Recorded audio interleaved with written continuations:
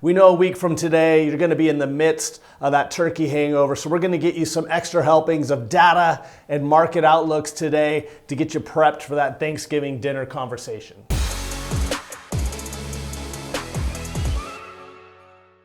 So next week's commentary, I hope you definitely check out Daryl and Amy Jo. We're going to be sharing some of the intentions that we've really used to help focus the team here at 10 Capital this year, walk through what kind of led to that project, what you can get from it in advance of that, and to get you prepped for that dinner conversation at Thanksgiving. We're going to hit you with some data, some market updates to hopefully either help you put it to bed or arm you for that uncle that's super bearish all the time and always calling for doom. Let's start out with the sentiment and the doomsayers. They're everywhere. As Matt will put up this chart, the CNN Fear and Greed Index, as we're shooting today, down to an 8. That's very low, usually saved for some pretty dark times, single digits. Extreme fear. Again, don't think the data justifies this type of sentiment. AAII sentiment survey flipped to solidly bearish this week. For a lot of people, they're like, is it all bad? Is it going down? Or everybody I know is super bearish? Here again, remember relative expectations versus absolutes. When everybody gets super bearish, the same index bottomed at a 3 in April, and then the market rallied 20 to 40%, depending on your index. That sets things up for upside surprises. Things going from bad to less bad, or even good, is much better than something going from really great to just great. And I know that's hard for people to understand, but again, you want to see those upward surprises, things that surprise expectations. And right now, expectations, sentiment, almost as bleak as it gets. We'll get to the AI bubble worries here in a moment, but one of the things that's been out there is credit. Credit concerns, it's been in the news. A lot of people trying to analogize this to 2008.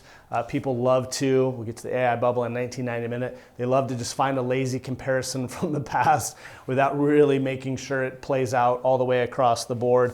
You know, going back to 08, a lot of differences. Some important ones called out by Hardika Singh at Fundstrat, where she points out total business to household debt relative to GDP is stable at 20-year lows. That predates the GFC. According to a recent Fed financial stability report, household debt, mostly with those with really strong credit, arguably assets and income to be able to pay those things back, and domestic banks, high levels of liquid assets, stable funding, and relying on uninsured deposits remains low, according to her report. So all of these, again, should set up for some stability within the economy moving forward. Yeah, slowdowns, corrections, pockets of bearish sentiment. This is the journey that we've signed up for as investors, but far from being a harbinger of future doom, it usually sets up for some future surprises to the upside. On that AI bubble, she talks a little bit about this as well, pointing out the sheer brilliance of AI, and I'm quoting, and its advancements, even though we're 3 years in, is enough to keep me going. Playbooks for investing in all kinds of industries are being reshuffled around. We're just talking here with Matt, lots of things. I mean, daily. It seems to be hitting as we speak in ways that, again, I don't think people anticipated hitting quite as quickly, but there's a real story there. Why is AI dominating everything? Well, as this next chart shows, it's a big part of your world, whether you like it or not. As Goldman Sachs says, over 40% of the S&P's market capitalization on things touched by AI, which makes sense if you think about it. I mean, this is a new technology that's not just going to be about tech and chips. It's going to be into healthcare and energy and all sorts of other industries. It's driving a lot of the performance. And so then you get the kind of the lazy comparisons that, oh, this is like the dot-com bubble.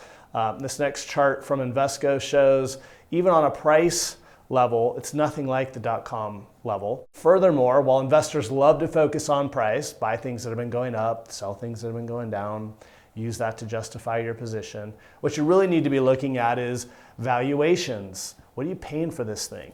Earnings, are they growing? Are they solid? Are they even there? In 1999, they weren't. Today, they largely are. And again, not a stock recommendation, but NVIDIA, major news this week. Everyone was waiting for their earnings. Sales of $57 billion in the last quarter, up 62% year over year. That is not dot-com era-ish. Whether or not you want to own anything is not, again, the point we're making, but the point is to look at a dot-com era with massive valuations, much higher than we're at today, companies with little to no earnings, and to say that's what's going on today is just misplaced. Last data deluge, inflation, tariffs, labor.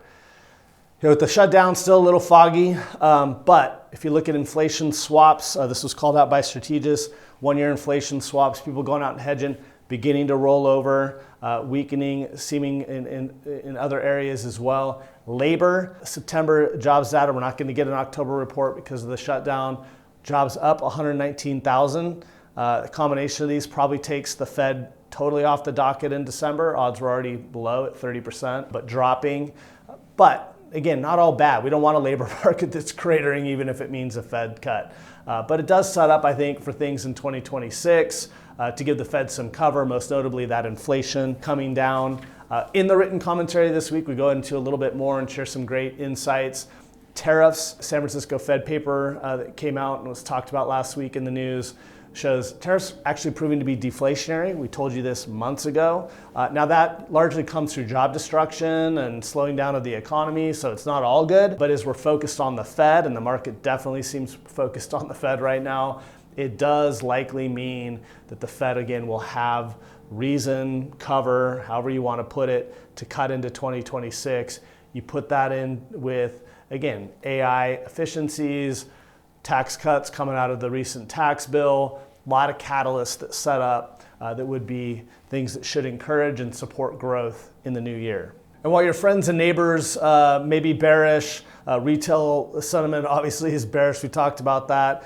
Some big names who are taking the other side of the coin, including fame bear Michael Wilson of Morgan Stanley, frequently cited in the papers. He's come out with one of the more bullish forecasts on the Wall Street of 7,800 by the end of 2026, pointing to strong corporate earnings.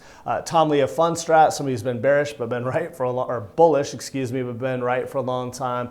Again, pointing out equity markets are nervous about credit, AI bubbles, etc. But again, in his view, and I quote, could be overreacting to those recent credit headlines. And again, he remains pretty optimistic heading into year end. Lastly, Torsten Slok, one of the more balanced people we find on Wall Street, has a very constructive outlook. He quotes, the arguments for a rebound in the economy over the coming quarters are that Liberation Day is 8 months in the rearview mirror, fiscal and monetary policy are easing, and those easy financial conditions point to a reacceleration in the economy. We'll wrap it up with this. It's easy to be critical. It's easy to confuse being critical with critical thinking, but they are not the same. Pointing out criticisms of today's market, trying to analogize it back to some of those scary ghosts of our past, makes for great headlines, probably makes for some decent TV. It doesn't make, nor is it really even quality analysis. What we want to do is engage in critical thinking, and when we do that, whatever fog we might be in the moment, there's pockets of sunshine that seem to be breaking through, and that's what we always need to be, is forward-looking as investors, grateful for what has still been a really good year in markets, and for what, again, is shaping up to be a pretty constructive setup heading into 2026. With that, thanks for so much for watching. Whether you use this for ammo at the Thanksgiving table or to set your mind at ease for that nap that you want to take after Thanksgiving dinner, I hope you found this helpful. Thanks so much.